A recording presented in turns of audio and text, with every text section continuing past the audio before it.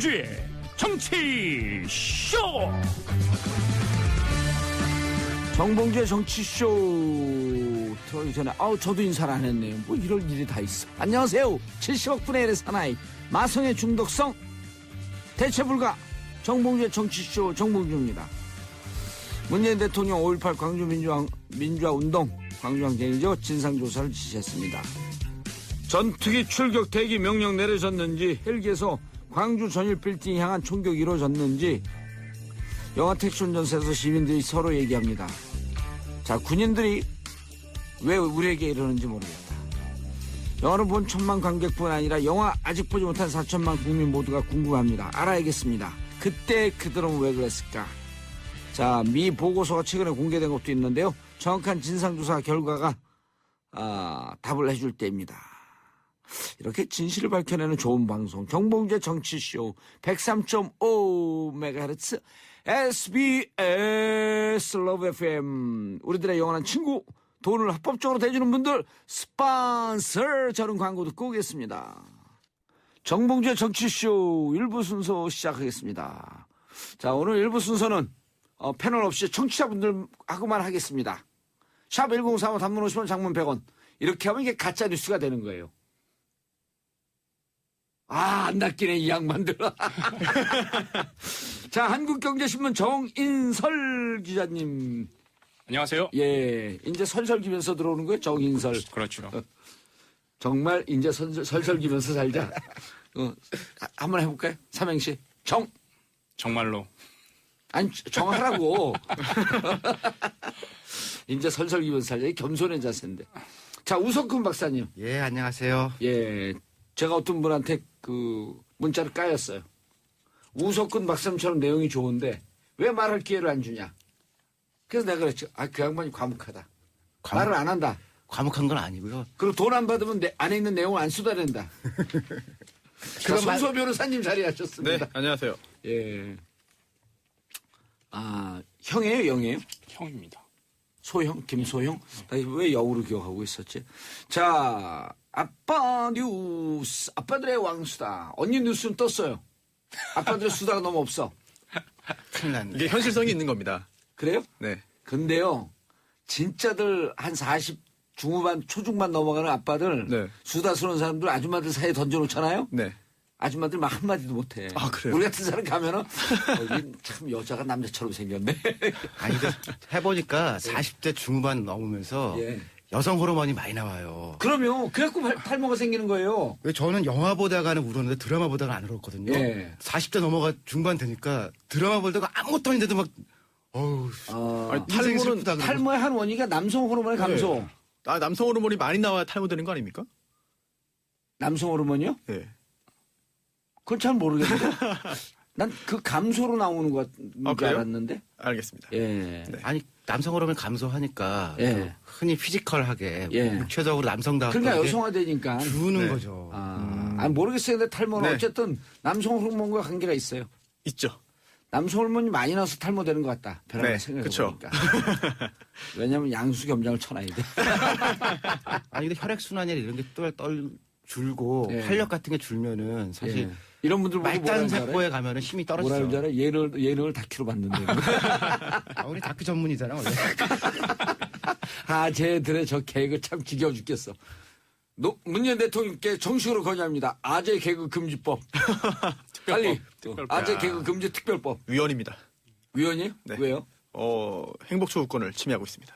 행복추구권? 당하는 사람 행복을 어떻게 해? 당하는 사람은 행복하죠. 당하는 사람은 그렇군요. 이 고통에서 해방시켜줘라. 반성하겠습니다. 그래도 표현의 자유는 또 인정해줘야 되니까. 근데 중요한 건 뭐냐면 아재 개그는 중독성이 강해서 당하던 사람들이 아빠가 구타 예를 들었고 가해 아빠면 그 아빠를 비판하다가 어느 날 보니까 자기도 폭행 아빠가 되어 있더라. 맞으면서 이게 동질화돼 가는 거 있잖아요. 아재 개그가 그래요. 비판하면서 어느 날 보면 자기가 아재 개그를 하고 있어. 나이가 들었다는 증거죠.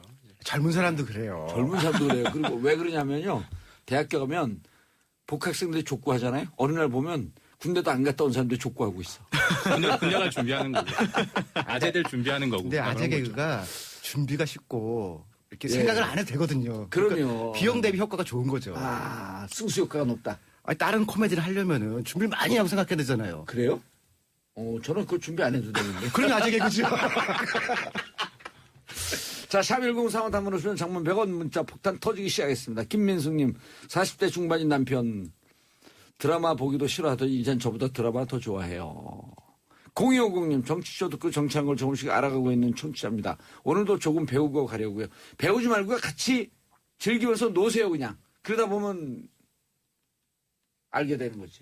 그죠? 그렇죠. 예. 루소가 이런 얘기를 했어요. 장자크 루소. 장자크 루소인지 그 앞에 이름은 몰라요. 성만 알아요. 루소. 그쵸, 루소. 에밀을 쓴 루소. 그죠? 잘 모르겠습니다. 저는. 예. 아, 이게 자기 개발서의 전형 아니에요, 에밀. 아, 오늘 반성할 게 많네요. 처음부터. 예. 거기서 뭐라 그랬냐면, 놀려라. 아이들은 놀려라. 아. 공부하면서 좋은 학생은 있어도 놀면서 좋은 학생은 없다. 놀게 놔둬라. 놀게 놔둬라. 놀 때 창의력이 극대화된다. 저는 애들을 왜 놀려야 되나 제가 잘못 이해했네요. 또 아재 개그 한 거예요, 네. 지금. 아빠 개그. 메롱.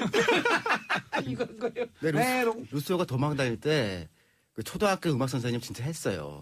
그래서 아까 좀 전에 얘기한 그 에밀이 안 해보고 한 건 아니고 저희 선생님 진짜 해보니까 예. 놀리는 게 최고더라. 그러니까 메롱메롱 하는 거예요? 메롱은 불어로 뭘까? 아니, 근데 왜 도망 다녔어요, 루소가?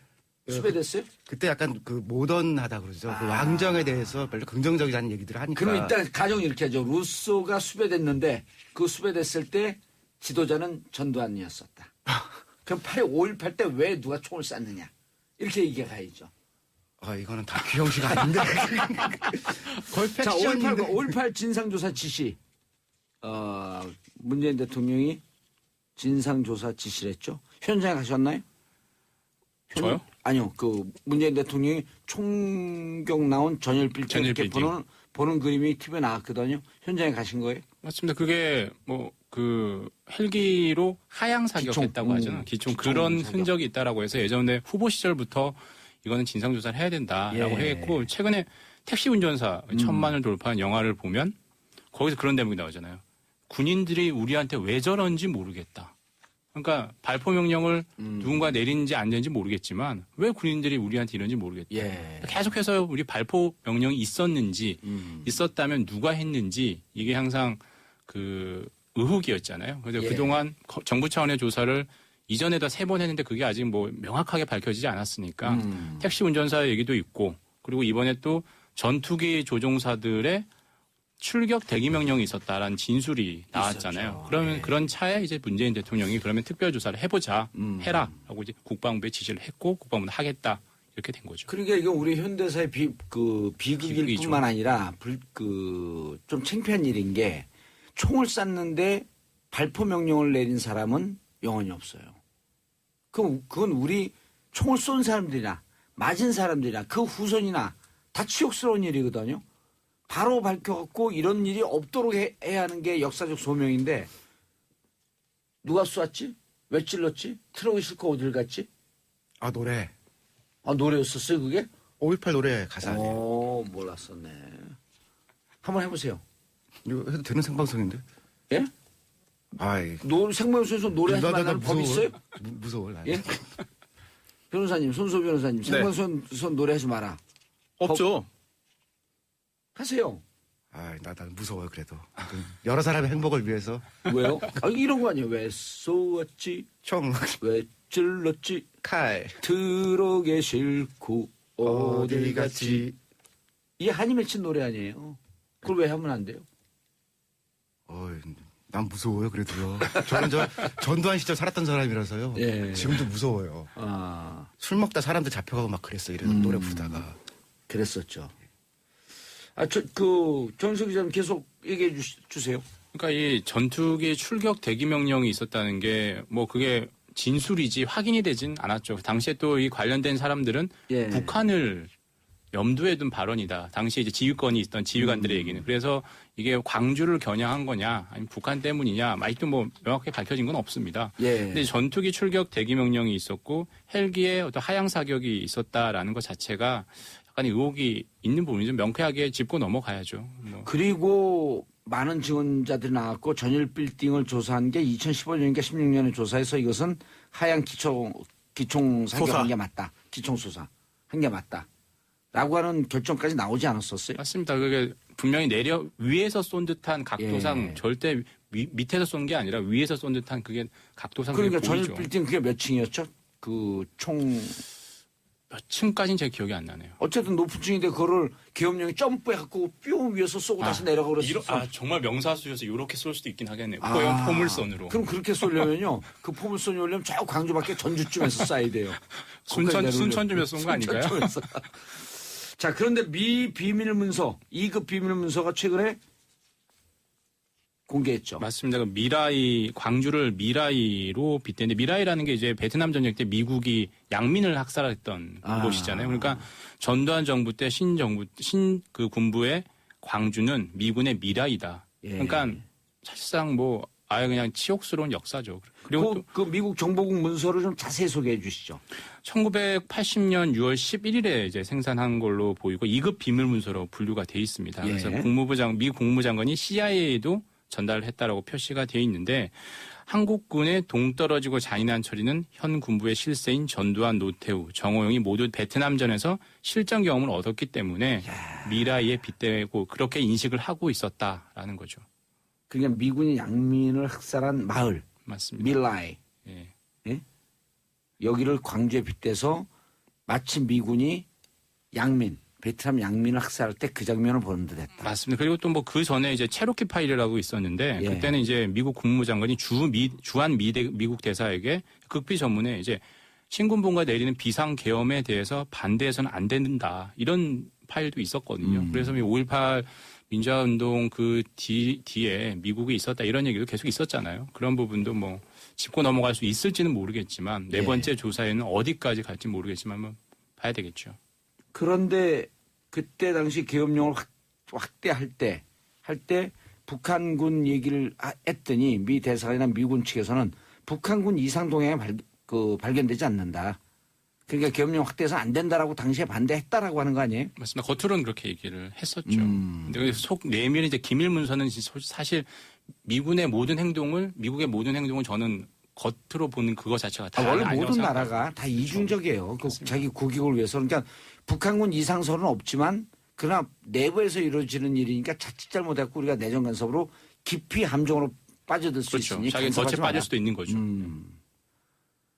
하여간 그 시절에 예. 광주 사람 얘기를 들어보면은 미국이 개입을 하면은 이 사건이 해결될 줄 알았다는 거예요. 그래서 미 항모가 들어오는데 예. 막 환호를 치고 그랬다는 거 아니에요. 그래서 이게 이 군인들은 너무 이상하지만 그래도 미국은 그렇지는 않을 거다라고 민주주의 국가이니까. 그래서 굉장히 기대를 했었는데 아무 일도 안 벌어졌다라는 그런 실망스러운 얘기들을 나중에 들은 적이 있습니다. 그게 뭐 어둠을 넘어 시대의 아픔을 넘어가 뭐 그 책에도 그렇게 나와요. 그게 미군이 개입하면 이렇게 군인이 잔혹하게 굴지 않을 텐데 그리고 이걸 정리해 줄 텐데 이러고 미군이 들어오길 계속 기대하고 그래, 항모가 예, 온다라고 하는 얘기까지도 돌았어요. 소문이. 근데도 아무 일도 일어나지 않은 거야.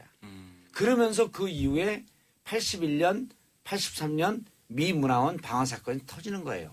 미군에 대한 반감 때문에. 그 기대가 실망으로 바뀌니까 이거는 안 도와준 정도가 아니고 예. 오히려 명령한 거 아니냐 미국도 이렇게 하라고 방조한 거 아니냐. 그런 생각들을 이제 사람들이 하게 된 거죠. 그래서 80년 초반에 광주 미문화원은 미수에 그쳤고 81년도 부산 미문화원. 그다음 83년도죠. 그 함은경 씨가 들어가고 그랬던 게. 아 83년인지 모르겠는데. 예, 83년도 82년인지 83년으로 기억하고 있는데 서울에 있는 미문화원 정거농성 81년도에 미문화원 방화 사건 이런 게 다 미군에 대한 강력한 반대. 5.18 진상을 규명해라. 당신들은 무엇을 했느냐. 근데 이상하게 그 81년도에 부산 미문화 방화 사건 중에 제가 아는 사람들이 많아요. 예를 들면 뭐 시인 중에 예. 그 꽃들이라는 시 있잖아요. 예. 어디 핀들 꽃이 아니니 감옥에 그 김문식 시인인가요? 그분이 그 주동이에요. 예, 딱 주동이 그 옆에 있던 분들도 서로 다른 사람인데 예. 시 쓰고 글 쓰고 그런 사람 중에 그 출신들이 많더라고요. 근데 확실히 봉도사님하고 우 박사님이 세대가 다 그러니까 이 5.18 관련해서 하실 말씀이 되게 많으신 것 같고. 저기는 초등학교 학생이었어요. 전 대학교 2학년 그 중학교 1학년 중학교. 중학교에는 다 모든 걸 다 보죠. 1학년 학생이 대학교 2학년 중학교 때 보면 들이대요. 중학교, 고등학교 때는 봤던 거 다 기억 많이 나잖아요. 근데 저나 이제 손 변호사님 같은 경우는 그 당시에 태어나서 그냥 애기. 저는 중학교, 고등학교 때 기억 안 나요. 그 1살, 2살 때가 기억이 많이 나는데. 천재 스타일이죠. 다르긴 달라요. 예. 자, 9562님, 5.18 문제 왜 이제야 다시 진상조사 되는 건지요? 택시 운전사 영화가 기폭제가 된 건가요? 이제까지 우리 역사를 제대로 정리를 안 했다는 얘기죠. 네 번째죠. 그리고 또 이 작가님께서도 하나 적어주셨던데 이번에 이제 그 발포 사격 비행기 예. 대기 명령 그 다 이제 어떻게 밝힐 거냐. 이번 참모총장이 이제 조종사 출신이잖아요. 그래서 예. 명쾌히 밝힐 수 있지 않아요. 정경두 참모총장은 두 번째 공군 출신의 참모총장인데 그리고 또 전 하나 더 붙이고 싶은 게 보훈처장은 또 헬기 조종사 출신이에요. 이번에 또 헬기 그 사격. 피우진 보훈처장이죠. 예, 그래서 예. 두 사람이 피우진 공동 조사를 하면 그 두 부분을 명쾌하게 밝힐 수 있지 않을까 생각이 됩니다. 전공 분야니까. 두 분이 전공 분야이고 이제 흐름을 알겠죠. 흐름을 그렇죠. 어떻게 조사를 하고 맥을 짚어주고 현장의 전문가들이 나와서 조사하고. 자, 그런데 우리가 왜 이걸 아빠 뉴스로 했을까요? 아빠들이 많이 개입이 돼 있죠. 미래 아빠가 될 사람들도 거기에 있었고. 거기에서 다시 아빠는 못 되고 저 세상으로 간 분들. 그렇죠. 가슴 아픈. 그리고 분들도 있고. 이번에 5.18 그 추념식 때 아빠를 생각하면서 읽었던 김소형 씨, 문재인 대통령께서 가서 그 안아주고 같이 울었던 그분에게 아빠는 얼마나 소중한 존재였겠어요. 또 이거 기폭시킨 영화 택시 운전수예요. 예. 성공하고 아빠예요 거기서. 운전수 아닌데 운전사. 운전사인데. 운전사. 조금 왜 이러세요? 유석훈 박사님. 택시 운전수란 영화도 있을 수 있죠. 10,000명 정도 봤으니까. 예. 어디 택시 운전사를 지금 그렇게 쓰라고 넘어. 자, 아침부터 이렇게 근데 우리가 이게 꿀꿀한 기사가 아니고요. 이거 밝혀야 되는 기사이기 때문에 행복한 기사예요. 근데 아니, 왜 전두환 전 대통령이 여기다 불을 질렀어요? 네, 그렇죠. 회고록을 출간했는데 예. 출판 등 금지 가처분 결정도 받았습니다. 그런데 그 내용을 보면은요. 법원에서 왜 그렇게 말했는가, 예. 왜 결정을 했는가 보면은 참 이해하기 어려운 기술들이 많이 있는데요. 예. 특히나 5.18 사태는 폭동이라는 말 이외에는 달리 표현할 말이 없다. 그리고 발포 명령도 본인을 하지 않았다라는 말을 했습니다. 그리고 또 이 부분도 있네요. 헬기 기관총 사격, 기총소사를 증언했던 미국의 목사가 있는데 이 목사 증언 관련해서 사진 조작서를 거론하면서 사탄이라고 부르기도 했다. 북한군 개입설도 이야기했다. 이런 부분들이 다 삭제되지 않는 한 출판 등 할 수 없다는 그런 법원의 결정이 있었는데요. 전두환 전 대통령은 가만히 있으면은 그래도 좀 조금이라도 잊혀질 수 있을 텐데 예. 이런 상황에서 또 이렇게 납득할 수 없는 내용이 들어있는 회고록을 출판한 바람에 왜 다시금- 했대요? 네? 왜 했대요?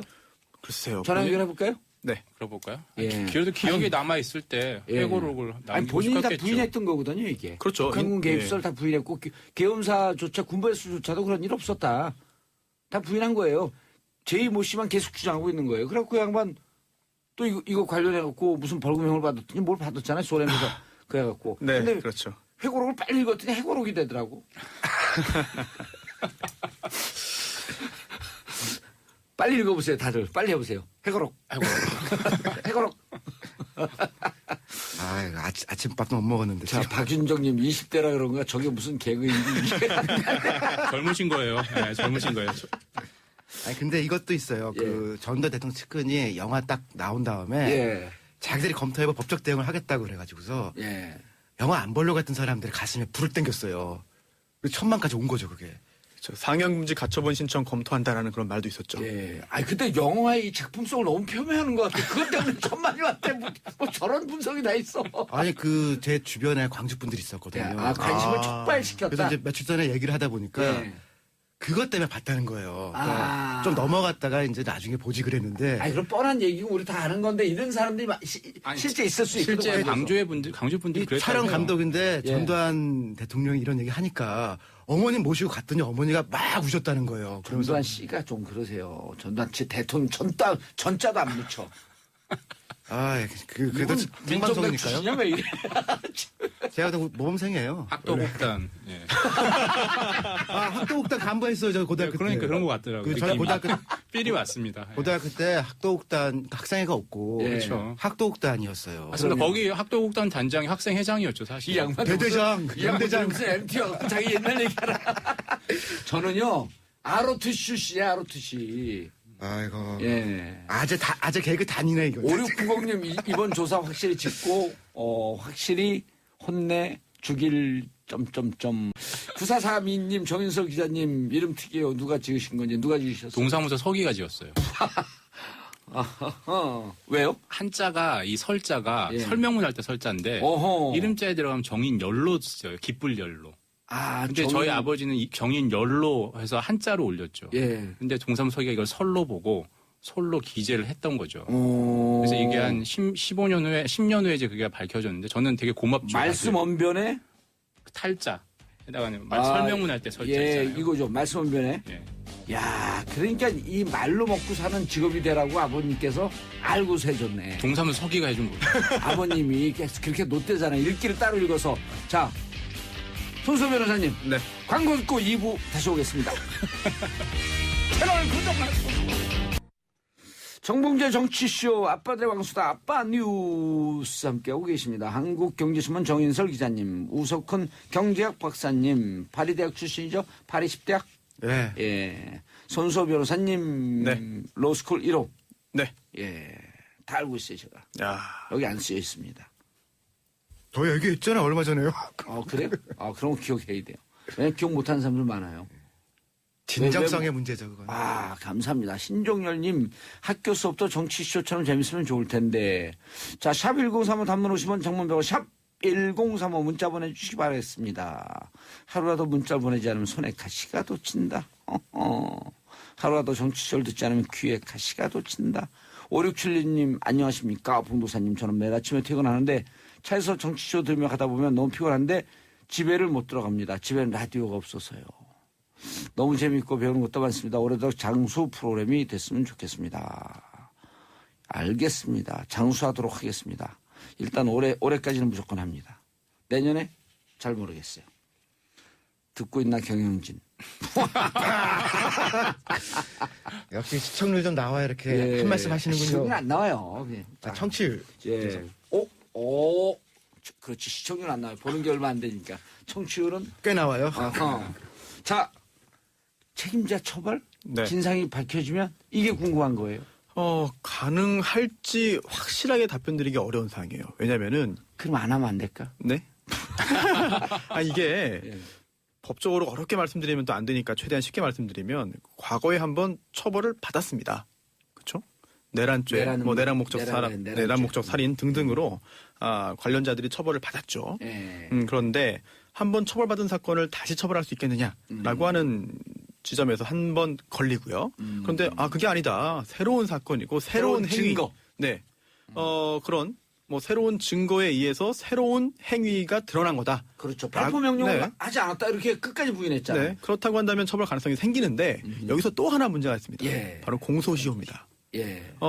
예전에 5.18 특별법이 만들어졌잖아요. 예. 그래서 공소시효를 93년 2월 24일까지는 진행되지 않도록 정지하도록 했습니다. 법으로. 언제까지요? 93년 2월 24일까지 진행되지 않도록 정지되도록. 그런데 여기에 대해서 관련자들이 이거 위헌이다라고 문제 제기를 했고 하지만 헌법재판소에서는 이걸 합헌이라고 했습니다. 예. 그러면서 지금도 기억하는 문구가 있는데 우리 헌정사에서 공소시효에 관한 진정선고 입법을 단 한 번 예외적으로 허용해야만 한다면 이게 바로 이번 사건의 경우여야 한다라고 할 정도로 헌법재판소에서도 아주 예외적으로 허용해줬거든요. 그 93년 아니에요. 네네. 그럼 이렇게 바꾸면 되죠. 21세기에 들어서 네. 단 한 번 허용해야 한다면 바로 이 사건이다. 네, 그래서 이 취지를 본다면은 이런 정말 천인공노할 헌법적으로 전혀 납득할 수 없고 용서할 수 없는 사건이라면 이번에도 공소시효 관련된 특별법을 만들어도 합헌이지 않을까라고 하는 생각이 듭니다. 아하. 그래서 실제로 지금 네. 국회에서 그런 특별법을 지금 추진하고 있죠. 5.18 진상규명 특별법, 5.18 역사 왜곡에 대한 처벌법, 그게 좀 국회에서 논의가 되고 있죠.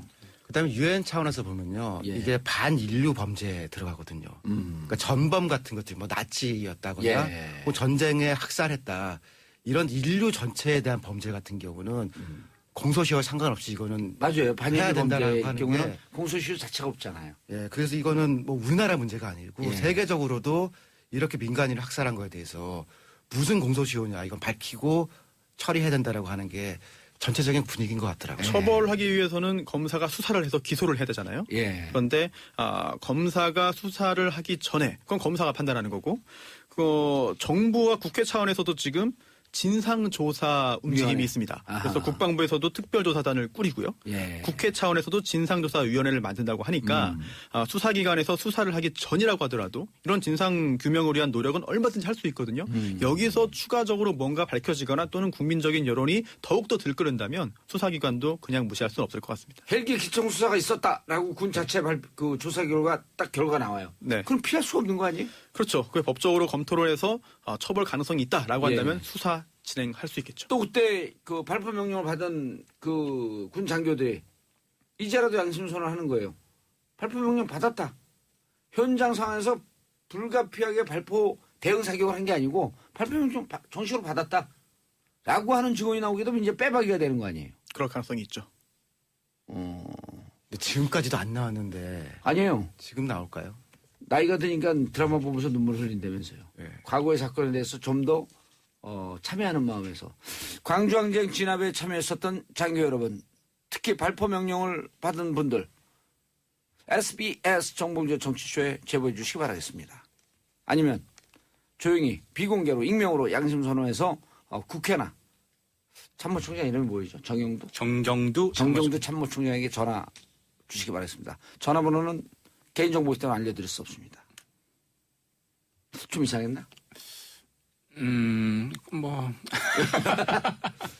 근데 아빠의 심정에서 세상이 좋아지길 바라라는 생각이 들더라고요. 제가 아빠가 되니까. 그러니까 그전에는 그냥 쟤한테 편하냐 아니냐 이렇게 생각했는데 예. 한 20, 30년 후에 아이들 애들이 살 때는 어떻게 되는지 그런 생각이 드니까 지금 우리가 고칠 건 고쳐놔야지 예. 좀 깨끗한 상태에서 살지 않을까 그런 생각이 더 들어요. 예. 이런 문제는 진짜로 진상 정도라도 처벌은 다음이라도 그러면 진상. 이런 사건이더라고 우리 때 정리할 수 있어야 된다는 생각은 들어요. 그러려고 촛불 들었던 거고. 그렇죠. 아, 눈물 나려고 그러네 갑자기. 참여정부 때 가장 최근에 조사했던 게 참여정부 때거든요. 예. 근데 이번에 새로 이제 진술이 있기 때문에 하는데 저는 정말 진상이 그동안 밝혀지지 않았던 진상이 있으면 좋겠는데 이번에 진짜 해서 없다면 정말 아니 이번엔 나와요. 왜냐하면 성경에 이런 말씀이 있잖아요. 가리운 것은 드러나게 마련이고. 근데 그 참여정부 때 그 5.18은 아니고 군 의무사 진상위원회에서 맞습니다. 활동하시는 네. 분들하고 제가 좀 약간 알고 지냈었거든요. 근데 정권도 바뀌고 그랬는데도 행정부 쪽에서 진짜 협조를 안 해준다는 거예요. 그럼요. 지금도 아마 위에서는 막 얘기를 해도 진짜 막 밑에서 잘 꺼내서 협조해 줄까 이거는 좀 고민해 볼 만한 여지인 것 같아요. 알겠습니다. 자, 지금 또 핫한 사건이죠. 유영진 식약처장 국무총리가 짜증을 냈다. 이거를 야당 의원이 뭐라 그러는데 저도 저게 도대체 무슨 얘기지? 변호인 국무총리가 성격도 이상한 사람이 되는 것 같고 네. 질책을 하고 잘못 대응하는 거에 대해서 지적을 하고 질책을 했다 이렇게 얘기해야 되는 거 아니에요? 그러니까 그 유영진 식약처장 입장에서는 모든 자기에게 어떤 질책과 비판하는 게 자기에게 짜증을 낸다 이렇게 받아들이고 있는 것 같아요. 저는 느낌이 국무총리뿐만 아니라 국회의원들이 청문회든 뭐 그 조사에서 얘기할 때 말을 아니, 못하지만 나 지금 이거 온지 한 달도 안 됐는데 지금 나한테 이걸 왜 물어? 허니문 기간 좀 줘야 되지 않냐라고 얘기는 하고 싶지만 막 얘기하니까 자기도 짜증낸다 이런 느낌이 나는 거죠. 사실. 공직자는 굉장히 표현이 중요하거든요. 예. 게다가 이제 식약처장이라면은 내용도 중요하지만 어떤 여러 가지 기타 표현적인 부분에서도 국민들에게 안심을 좀 시켜주는 부분이 필요한데 그런 부분에 있어서도 좀 아쉬운 점이 있습니다. 예. 간단히 이 사건을 그래서 얘기는 좀 해야 될 것 같아요. 그죠? 예. 뭐 개요는 이 유영진 식약처장이 약사 출신이죠. 예. 부산에서 맞습니다. 개업 약국을 하고 있고 부인도 약사로 그리고 알려져 약사회 있죠. 부회장인가까지는 했던 것 같더라고요.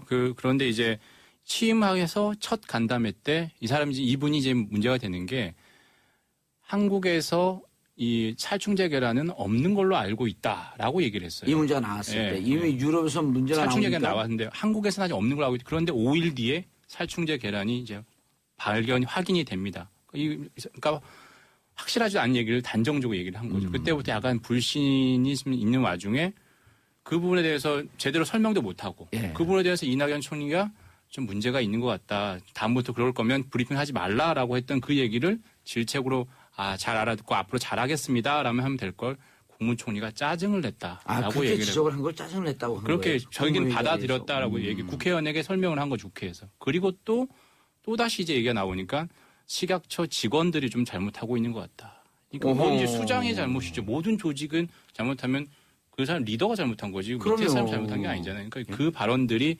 쌓여서 국민들을 짜증내게 하는 거죠, 사실. 근데 이게 발언도 발언이지만 사실은 처음부터 이게 좀 인사가 좀 문제가 있었어요. 그러니까 이 식약청이라는 말 기억하시죠? 맞죠? 처가 되기 전 식약청이었죠. 식약청. 예. 98년도에 원래 이걸 좀 강화하려고 식약청으로 이제 매청으로 독립시킨 거거든요. 예. 근데 그때 이게 보건복지부 산하였어요. 그러니까 굉장히 오랫동안 보건복지부는 의사들이 많은 집단인데 거기 밑에 식약청이 있었거든요. 예. 근데 박근혜 전 대통령께서 선거 캠페인 하면서 공약으로 4대 악 척결을 얘기했었거든요. 이 4대 악에 불량식품이 들어갔어요. 그 식약처야. 그래서 이거를 농림부에 놓고냐 보건복지에 놓고냐를 논쟁하다가 박근혜 전 대통령께서 2013년 3월에 이제 취임하자마자 떼어다가 총리실 밑으로 놓은 거예요. 그러니까 이거는 의사나 농사 짓는 사람들 왈가왈부하지 말고 총리실이 직접 할 거다라고 한 거고. 그 전에 어디 있었는데 보건복지부. 예. 그러니까 조금 나아진 거예요, 그게. 그래서 총리실 직속으로 됐는데. 그리고 총에서 초로 승격을 한 거죠. 승격도 했지만 독립성을 갖고. 근데 그 취지는 뭐냐면은 식품 쪽에서 이 일을 하라고 넣은 거예요. 그러니까 불량식품 척결하라고 한 거니까 이거의 취지를 따르면은 지금 식약처장이 사실은 식품 쪽에서 와 있어야 되는 거예요. 약이 오면 안 되는 거거든요. 약사님 오시면 안 되고 우리가 잘 알고 있는 뭐 이를테면 무슨 셰프가 오든지 차라리 그게 나을 수도 있죠. 평생 셰프였다 그러면은 음식을 전공해서 어떻게 하면 안전할지를 얘기하는 사람이 사실은 그 제도 취지에 하면 가는 자리지 약 쪽에서 오는 자리가 아니거든요. 그러니까 지금 이 비전공성의 식약처 풀네임이 뭐죠? 식품의약품 안전처. 식품의약품 안전처. 안전처. 먹는 거가 주네요. 왜냐 앞에 있는 게 장남 아니에요? 그렇죠. 약식처가 아니라 식약처니까. 약식처면 약식.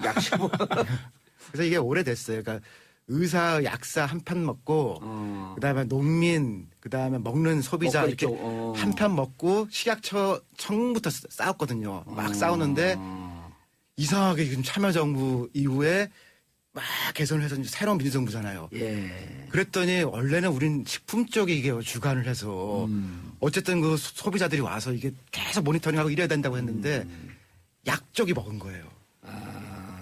그게 그 불만이 이번에 터진 거죠. 예.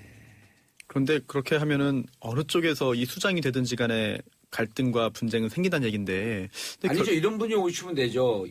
그 의사나 약사 중에 네. 음식에 대단히 조예가 있고 이런 등등을 같이 콜라보로 해갖고 융합적 그 판단을 하는 분이 오면 좋아요. 아니면 또 음식 쪽에서 내가 음식 전문가인데 나중에 어떻게 그 셰프 하다가 의사가 됐어. 그런 사람들이 있거든요, 실제로. 아니면 양쪽의 마인드를 절충할 줄 아는 조정 능력이 있든지. 왜 어느 쪽 편만 먹어요? 나쁜 아저씨가 편 먹는 것만 근데 얘기해. 이거에 대해서 이제 전 세계적으로 가장 잘 해결했다고 하는 나라가 예.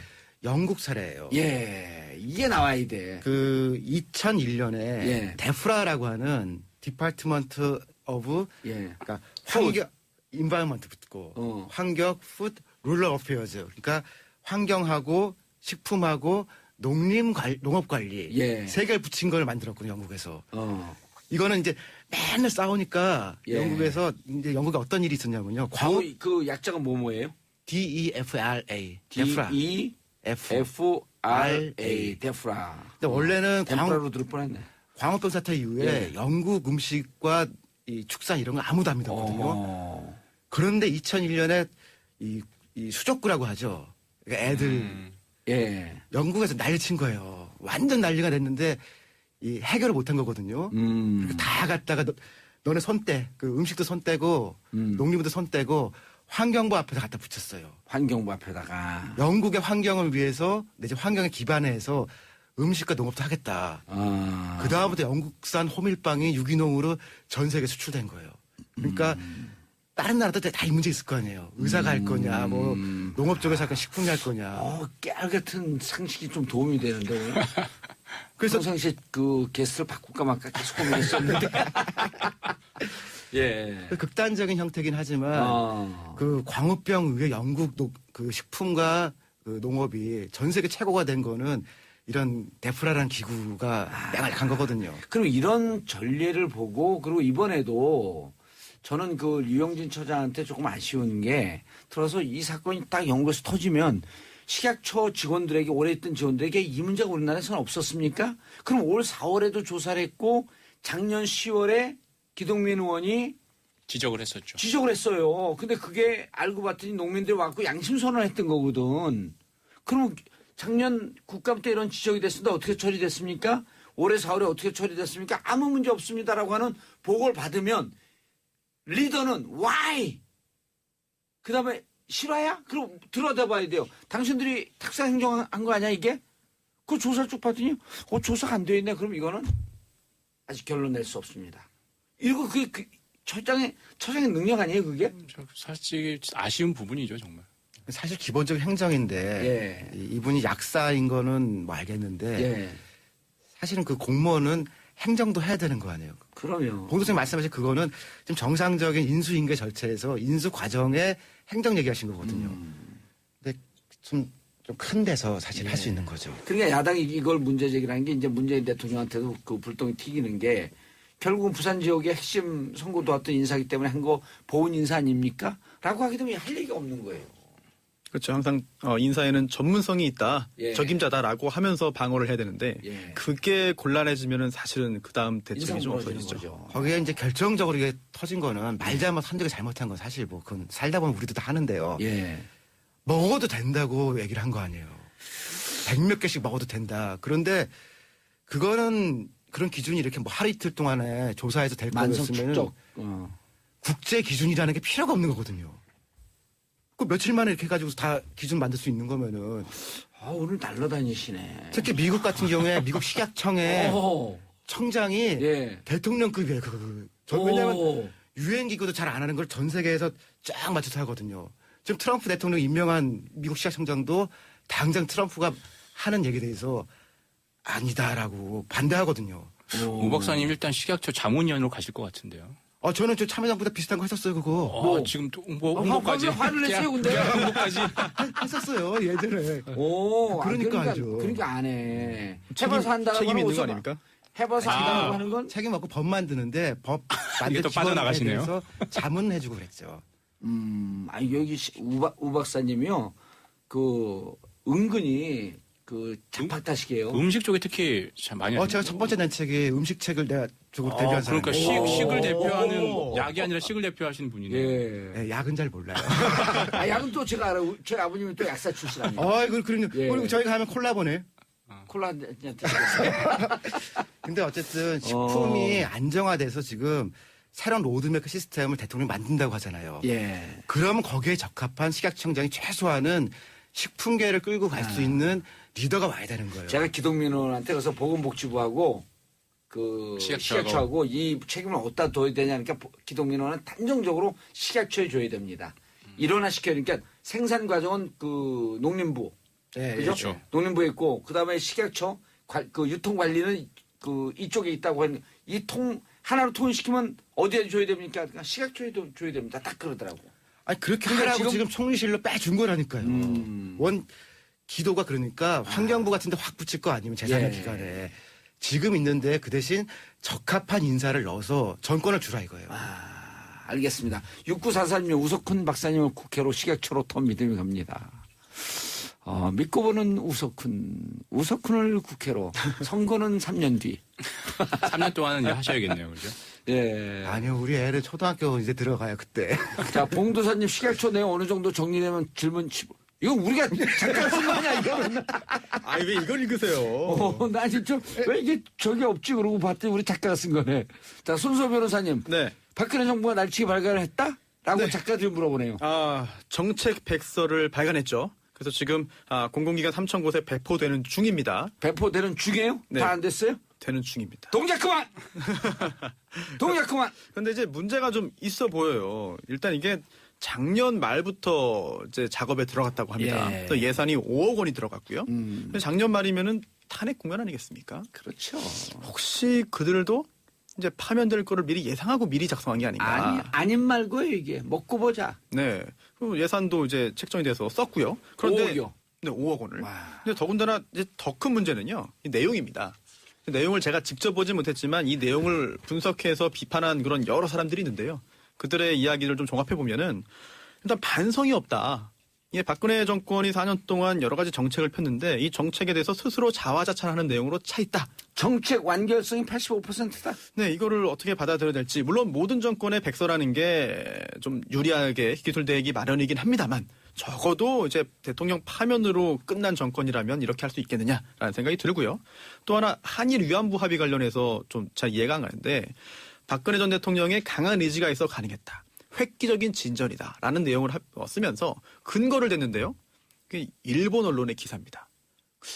우리나라 정권이 정책 백서를 작성하면서 근거로 일본 언론의 기사를 넣는 것이 맞겠느냐? 과연 이게 객관적인 근거가 되느냐? 거죠, 획기적인 굉장히 좀 백서. 의문스럽고 또 세월호 참사 관련해서도 잘못을 인정하고 용서를 구하기보다는 현장 대처와 지휘 체계를 확립했다라는 그런 이해하기 힘든 내용들이 들어있다고 하는데 예. 저 정말 꼭 한번 보고 싶어요. 안 봤어요? 못 봤습니다. 저도 못 지금 봤어요. 배포 중이니까. 예. 이거 처음 배포됐을 때 예. 제 페이스북에 어떤 분 공무원이거든요. 예. 세정시 공무원이 사진을 올렸었어요. 그 세정시 공무원들 있는 거기 쓰레기통에 경제 관련된 백서가 딱 들어가 있다는 거예요. 버린 거예요, 누가. 8건으로 되어 있으니까. 네, 네, 그 중에서 한질이 8건이에요. 그 사진 못 보셨어요? 저 사진 봤죠. 근데 그 중에 이제 손소 변호사님. 네. 사진도 못 사진 보고 못 봤습니다. 내용만 들었습니다. 신문에 보면 사진 나와 있어요. 8건. 네. 팔질로 되어 있는데 그 중에 세종시 어느 한 공무원이 열받아서 경제 파트를 버린 거야. 경제편이 쓰레기통에서 발견돼서 사진을 찍어서 딱 올렸는데 그거 딱 정답이네. 지난 4년간 경제는 쓰레기였다. 하여간 담당한 사람이니까 봤을 거 아니에요. 예. 자기 손에서. 그리고 내용을 보고. 버린 거예요. 그러니까 공무원한테도 버림받은 그냥 버렸을까? 백서. 발을 팍 차버렸을까? 종이는 말이 없죠. 오늘 우석도 날라다녀. 백서 화이트 페이퍼인데 예. 종이는 말이 없죠. 그래서 그 사진 딱 보는데 이게 진짜 민심이구나라는 생각이 들었어요. 공심이죠. 또 공무원의 마음이니까. 그리고 아니 우리랑 다를 리가 없잖아요. 공무원이라고 해서. 이 기사 나오기 전에 저 쓰레기통 기사 딱 보면서 이거는 터질 것 같다. 이런 생각이 들더라고요. 그럼 얼른 저한테 전화 좀 주시지 그랬어요. 터질 것 같다 그러고 그 사진을. 제보 고발 정신이 좀 투철하지 못한데? 저도 먹고 살아야죠. 기자한테 먼저 줘야죠.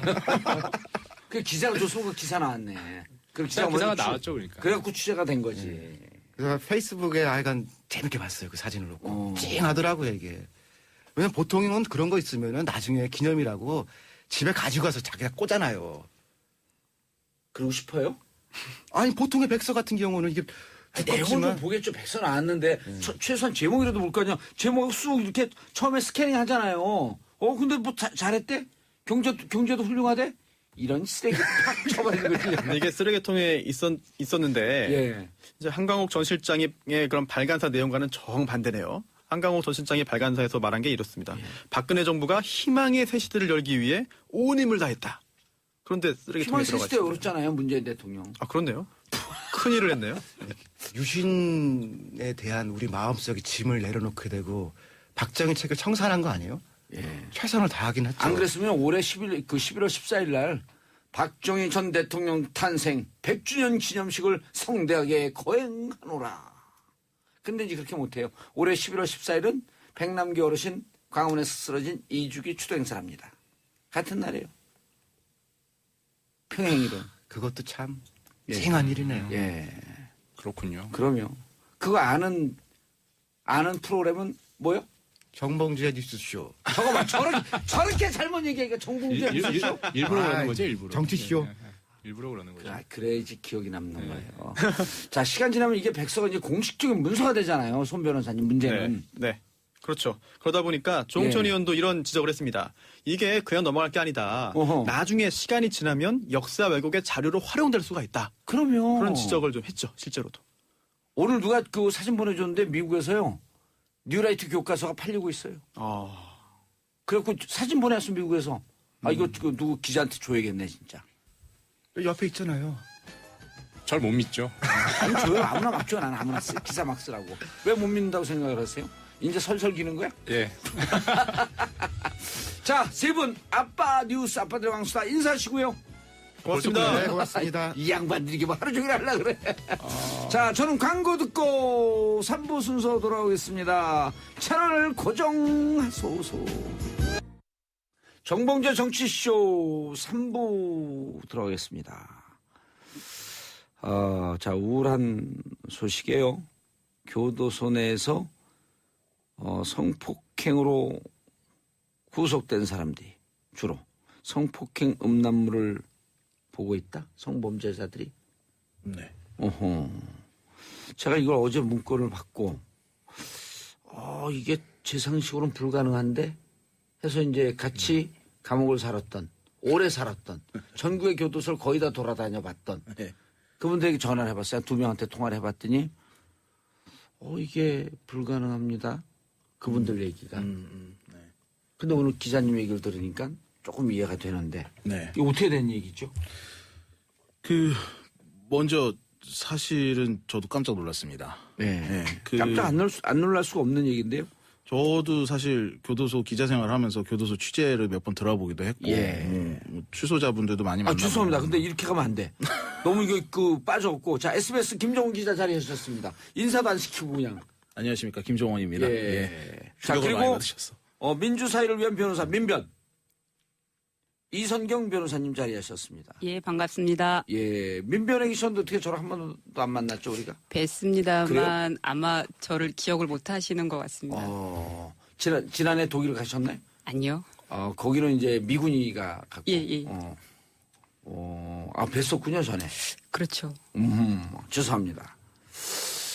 자, 김종훈 기자님 가시죠. 네. 이게 소개도 안 하고 갔습니다. 좀 미리 하신 줄 알고.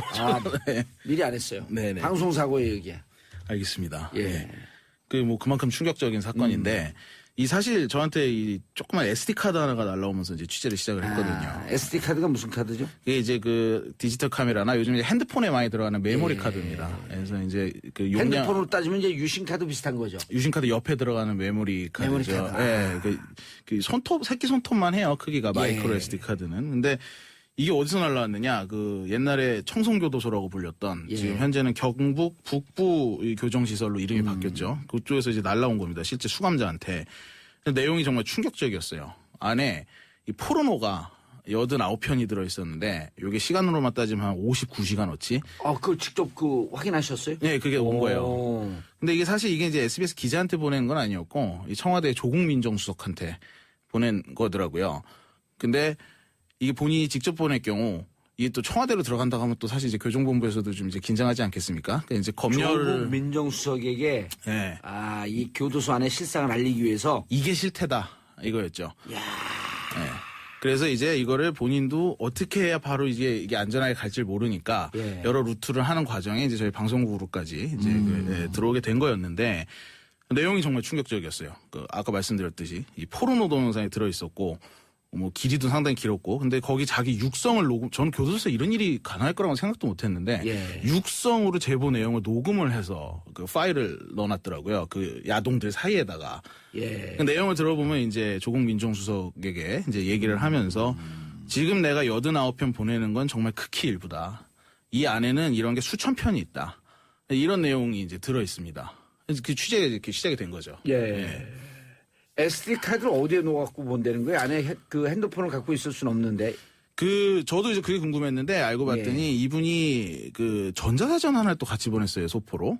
뭔가 봤더니 교도소 안에서 이제 공부를 하는 분들이 있잖아요. 예, 이분들이 이제 어학 전자사전을 공부하기 쓴대요. 위해서 전자사전을 그러니까 이제 쓰죠. 고시반도 있고 예. 그 안에서도 그다음에 이제 학사반도 있고 그다음에 이제 이분 같은 경우는 이제 그 보호감호 이 사실 2005년에 없어진 제도인데 예. 그 아직 남아 있는 분들이 있거든요. 이 보호감호자예요. 근데 이제 보호감호 같은 분들은 안에서 좀 쓰게 해준다 그러더라고요 전자사전을. 아니 전자사전은 공식적으로 뭐라죠? 납입된다 그래? 뭐 영치를 반입이 되는 거죠. 실제 교도소 판대요. 영치금으로 예. 그거를.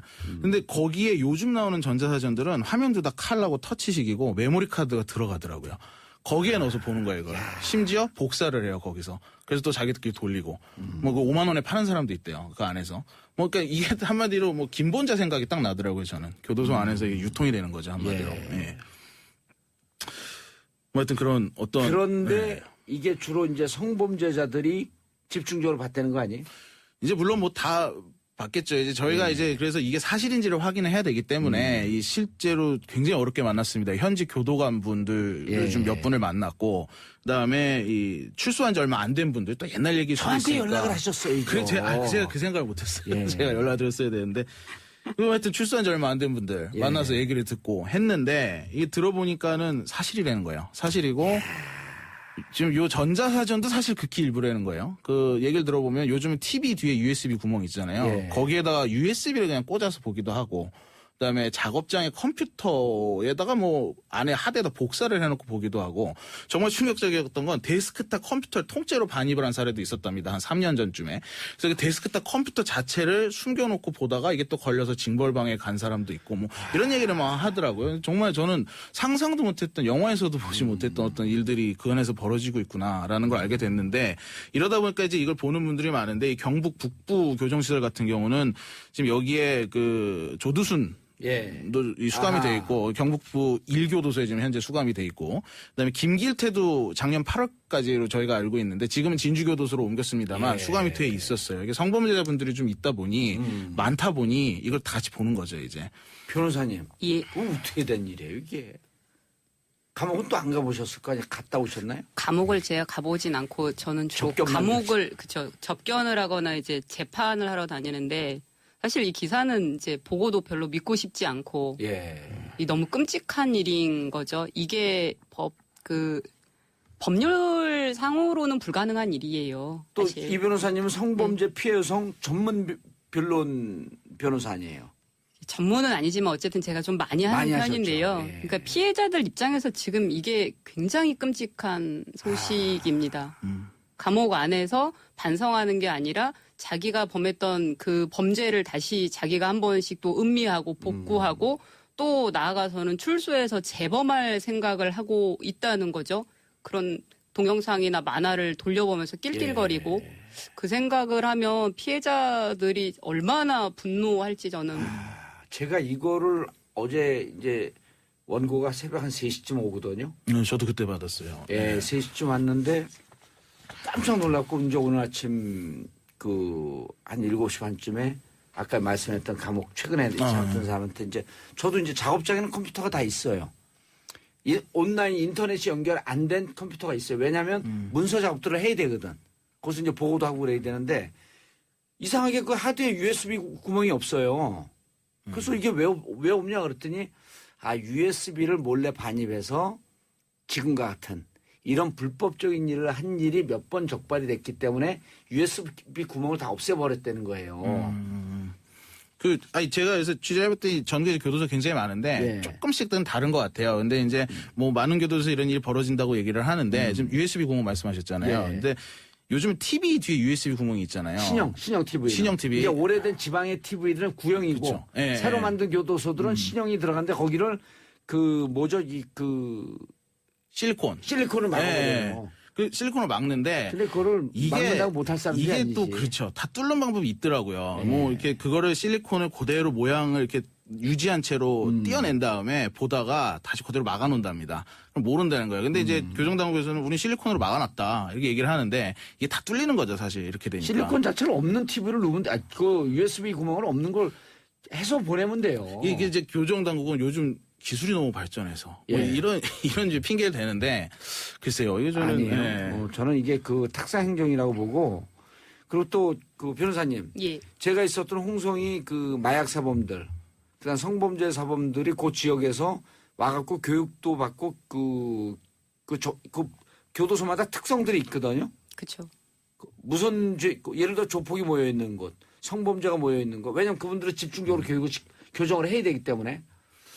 근데 그때 있을 때 보면 한 방에 맨날 7, 8명씩 혼교를 하는데 싸운 얘기만 해요. 그 왜 그 싸우냐 그랬더니 그 방 안에 성범죄자들이 3명인가 4명이 있는 거예요.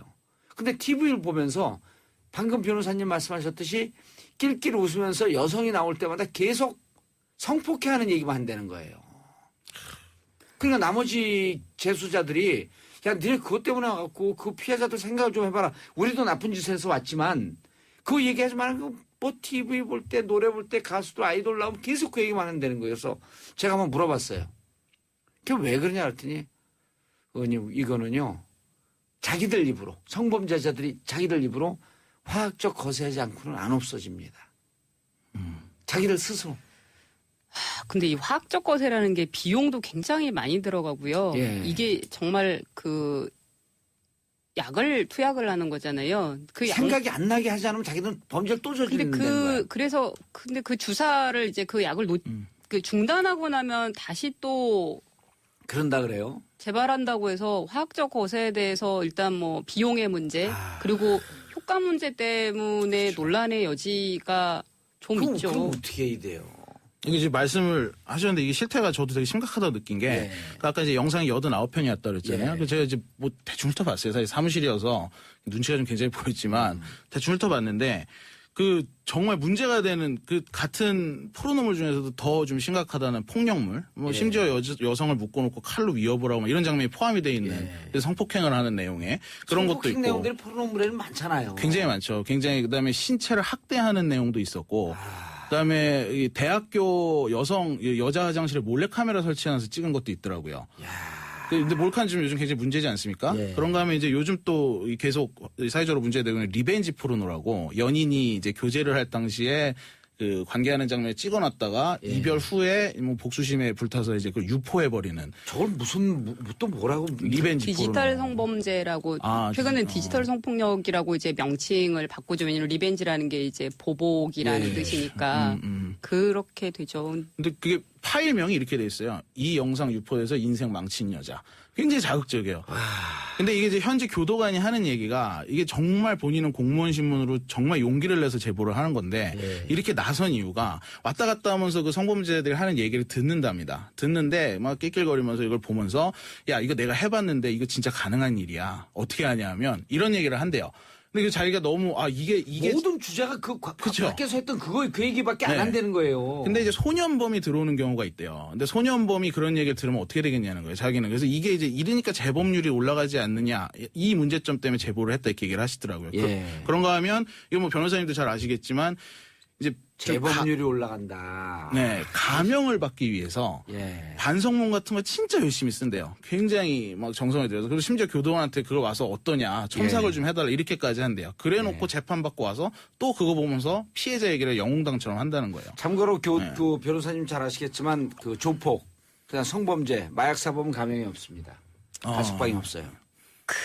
그러니까 제가 기자님 말씀 들으면서 되게 씁쓸한 게 이제 그러니까 제가 뭐 쭉 계속 법정을 왔다 갔다 하니까 뭐 엊그제도 똑같이 자기 뭐 친딸. 말도 안 되죠. 네. 뭐 8살 먹은 친딸을 강간한 자가 법정에서 눈물 콧물 쏟으면서 울고 반성하고 당연히 반성문은 내요. 반성문 진짜 부지런하게 하루도 안 빠지고 내거든요. 뭐 주말이고 뭐고 빠지지 않고 선고되는 날까지 내는데 지금 말씀하시는 거 들으면 과연 우리 사법부가 이걸 어떻게 해야 되나 생각도 들고 그리고 아까 말씀하셨던 그 성폭행 동영상 이런 거 있잖아요. 저는 이제 피해자들을 직접 만나는데 그 피해자들은 그 얘기를 하면서 이제 발작을 일으키는 거죠. 그게 얼마나 끔찍하냐면 사람이 어떤 그 정신적 고통이 극심해지면 관절이 꺾여요.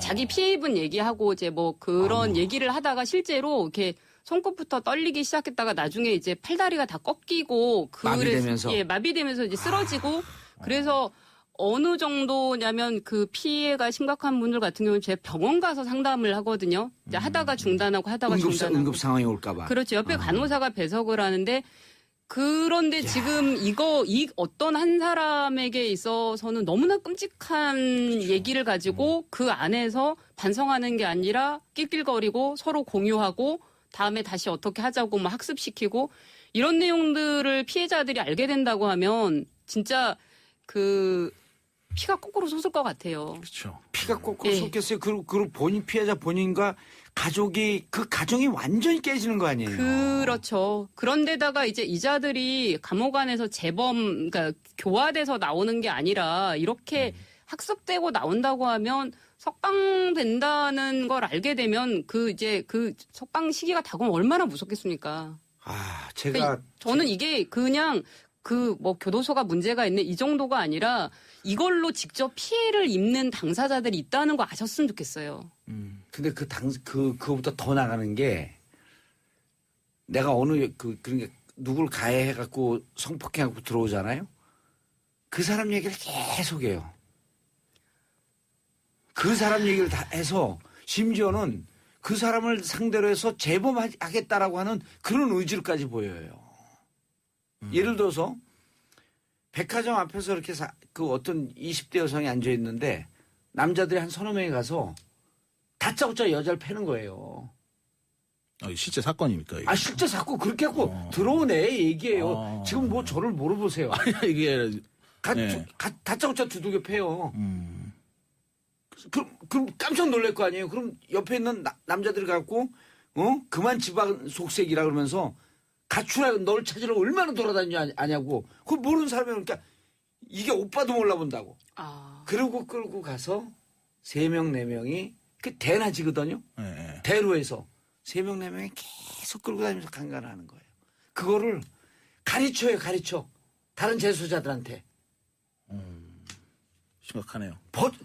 이게 자기들끼리 모여 있으니까요. 근데 예를 들었고 그런 와중에 그럼 다른 애들 또 그 성범죄 아닌 애들 계속 또 성범죄 온 애들이 좀 아주 핫바리로 취급을 받거든요. 못하게 하는데 이런 걸 돌려보면서 얘기를 한다고 생각해봐요. 저희가 만난 수감자 그 얘기 하더라고요. 본인도 잘못해서 들어왔지만, 예. 이제 본인이 성범죄는 아니었는데, 잘못해서 들어왔지만, 같은 방에 9살짜리 여자애를 성폭행한 50대가 있었대요. 근데, 낮에 가서 성교육을 받고 와서, 그 교도소에서 성교육 하지 계속 않습니까? 성교육을 해요. 예. 하고 와서 밤에 와서 그걸 본다는 거예요. 그래서 자기가 옆에서 그걸 보면서, 이게 말이 되냐. 근데 저 여기서 하나 말씀드리고 싶은 건 지금 말씀드린 동영상 이건 명백히 불법입니다. 예. 불법인데 문제는 이거는 이제 뭐 당연히 처벌을 받아야 되는 일인데 이게 동영상 공공연하게 형태로만 돌고 있는 게 있다. 아니라 만화책이 있어요. 예. 근데 요즘 일본 만화책이 우리나라 말로 번역이 돼서 정식 출판이 되더라고요. 근데 이 만화책은 정식 출판이 됐기 때문에 음란물이 아니다. 이런 좀 약간 아니한 해석을 해가지고 만화책은 합법적으로 들어갑니다. 교도소 안으로. 아, 발간된 거는. 네, 그래서 이거는 뭐 구치소 교도소 할 거 없이 19금인데 내용이 어느 정도냐면 옛날 뭐 그냥 뭐 우리나라 대하 성인 만화 수준이 아니라 거의 그 일본 만화를 번역하다 보니까 고등학생들이 서로 묶어놓고 이 변태적인 성행위를 한다거나 예. 이런 게 고스란히 묘사가 돼 있는데 이게 간행이 되더라고요 우리나라에. 이른바 SM 성행위. 그렇죠. SM이죠. 뭐 이런 게 간행이 되더라고요. 그리고 또 성폭행을 하는데 그걸 옆에 벽에다 구멍을 뚫고 엿본다거나 이런 굉장히 변태적인 내용에 그것도 묘사도 되게 자세히 돼 있는데 이게 이런 거는 이제 책이라고 간행이 된 책이라고 그래서 합법적으로 들어간다는 거예요 이게. 그래서 지금 뭐 법 개정을 하겠다 이게 교정당국의 얘기인데 글쎄요. 좀 봐야 될 것 같습니다. 이건 우리 청취자분들한테 문자 보내라고 그러기도 전에 그냥 문자가 쏟아지는데 1947님 교도소 안에 또 다른 세상이 있었네요. 충격입니다. 특히 성범죄자들이 버젓이 음란물을 보다니 이게 어떻게 가능했던 거죠? 1212님 딸둔 아빠 입장에서 분노가 치밀어 오릅니다. 3939님 몰랐던 딴 세상 듣는 느낌. 저도 성추행 당한 적 있는 여성으로서 몸이 다 떨립니다. 4982님 조두순 2020년 3년 뒤면 출소하는데 감옥 안에서 성인물 보며 살았을 수도. 지금 조두순이 여기 있다는 거 아니에요? 청송에. 예, 맞습니다. 그렇죠. 끔찍하네요. 그러니까 이걸 어떻게 바로 잡아야 되는데 이게 수발업체가 있다? 그렇죠. 수발업체가 있더라고요. 저도 처음 알았어요. 그 스포츠 신문의 광고란에 자세히 보니까 있더라고요. 그 전에 안 보였는데 그 옥바라지 대행해드립니다. 이래서 수발을 들어주는 업체예요. 한마디로 뭐 심부름센터 비슷한데 교도소 안에 수감되는 수감자들이 자기들이 이제 밖에 일을 봐야 되잖아요. 이거를 이 수발업체라는 곳을 통해 가지고 돈을 지불하고 해결을 하는 거예요. 근데 이제 수발업체 가장 주된 일은 그 한 50장, 60장 되는 종이에 본인들이 소유하고 있는 그 만화책, 대부분이 성인 만화입니다. 이 성인 만화를 쫙 이렇게 표지를 인쇄를 해서 보내요. 밑에 번호가 다 가격하고 정해져 있어요. 한마디로 홈쇼핑을 하는 거죠. 그걸 보고 본인이 보고 싶은 만화책 번호를 딱 적어 보내면 보내주는 거예요. 근데 아까 말씀드렸듯이 책은 합법이기 때문에 가능합니다. 이 거래가. 예. 그다음에 뭐 여기까지는 그렇다 치는데 문제는 이게 수발업체에서 이 교도소 안에 공범이 같이 있을 경우에 둘이 이렇게 만나지 않게 격리를 해놓잖아요. 예. 이걸 만나게 해주는 거예요. 수발업체가. 어떻게? 면회를 신청을 했다가 취소를 해버리는 거예요. 그러니까 한 명은 면회를 신청을 해요. 그러니까 예. 면회를 한 10분 하지 않습니까? 면회를 한 번 할 때 10분, 15분. 그걸 진행을 해요. 근데 요 A라는 사람이 이제 그렇게 면회를 진행을 할 때 공범인 B를 요 A라는 사람이 면회 끝나는 시간에 맞춰서 면회를 딱 신청을 하는 거예요. 그럼 교도소 입장에서 보면 둘이 면회 시간이 다르잖아요. 차이가 좀 나잖아요. A는 10시에 면회인데 B는 10시 15분에 면회다. 이러면 둘이 마주칠 일이 없다고 생각을 하잖아요. 근데 이 B의 경우는 면회를 취소를 해버리는 거예요. 그러면은 똑같이 10시 15분에 딱 그 장소에서 만나게 되는 거죠. 그래서 3분이 됐든 5분이 됐든 잠시 얘기를 할 수 있는 공범끼리 시간을 벌어주는 거예요. 이게 그 교도소 수번 위에 자기가 있는 방 표시도 있고 번호도 있고 그렇거든요. 그리고 여기다가 이번에 박근혜 대통령 전 대통령 나왔을 때 위에 숫자가 뭐냐 그래갖고 그게 공범 표시거든요. 그렇기 때문에 공범들이 만나지 않도록 연출한다 그러는데 이제 그 교도관들이 데리고 나올 때 시간을 달리 해갖고 오는데 동선을 짜죠 원래. 동선을 다 하거든요. 왜냐면 이게 뭐 그렇죠. 그럼 공범이 있으면은 바로 자기들끼리 확인하는데 어떻게 그게 가능하지? 이게 저도 어떻게 가느냐 했더니 이 면회가 끝났을 때, 그러니까 이 사람이 면회를 할 때 교도관이 데리고 왔다 데리고 가는 게 아니라고 그러더라고요. 왜냐면 왜냐면 예. 두세 명씩 묶어갖고 7-8명씩 묶어갖고 한꺼번에 왔다 갔다 하기 때문에 네. 잠시 틈이 있죠. 그러니까 나올 때는 A라는 사람은 10시 면회니까 10시에 맞춰서 나왔잖아요. 예. 근데 B라는 사람은 10시 15분 면회예요. 그러니까 10시 15분에 나오잖아요. 나올 땐 따로 나와요. 근데 이 B라는 사람이 실수가 면회를 있겠네. 취소를 해버려요. 들어갈 때 같이 들어가는 거예요. 대기실에 같이 있잖아요. 대기실에서 거기서 만나게 해준다는 아니 대기실에서는 그걸 무척 다니면서 봐요. 공범 있는지 해갖고 방이 한 서너 개 있는데 나눠놓고 그러는데 이제 그게 다 일일이 그 조그만 그 한눈 팔면 되는 건데 나갈 때는 따로따로 연출해갖고 따로 나왔는데 들어갈 때는 대기했다가 왜냐면 7-8명 한꺼번씩 묶어갖고 다니거든요. 그렇죠. 이게 이제 현직 교도관이 해준 얘기예요. 지금 현재 자기가 실제 이런 사례를 목격해서 큰일이다. 현직 교도관보다 제가 더 오래 산 건 아니고. 그렇지. 너무 잘하시는데요. 그러니까. 그리고 또 아니 예. 이런 문제 막으려면 어떻게 해야 돼요, 변호사님? 그러니까 사실은 이게 가능은 할 것 같아요. 일단 법하고 관련 법령을 개정을 해야 되고요. 이게 법이 없는 건 아니거든요. 이제 법을 바꾸고 그다음에 원래 그 법 밑에 뭐 시행령, 시행 규칙 해가지고 쭉 다 법무부 장관이나 교도소장이 할 수 있는 게 있어요. 그거를 지금 일단은 실태 파악을 명확히 하고 그다음에 교도 행정 완전히 뒤집어져야겠는데. 예, 지침을 아주 세밀하게 예. 바꿔야 될 것 같아요. 근데 저는 두 가지를 봤으면 좋겠는 게 일단은 실태 파악을 해서 이런 불법적이고 부당한 것들을 개선을 해야 되는 게 먼저고요. 뭐 소위 이제 뭐 단속 규제 이런 거죠.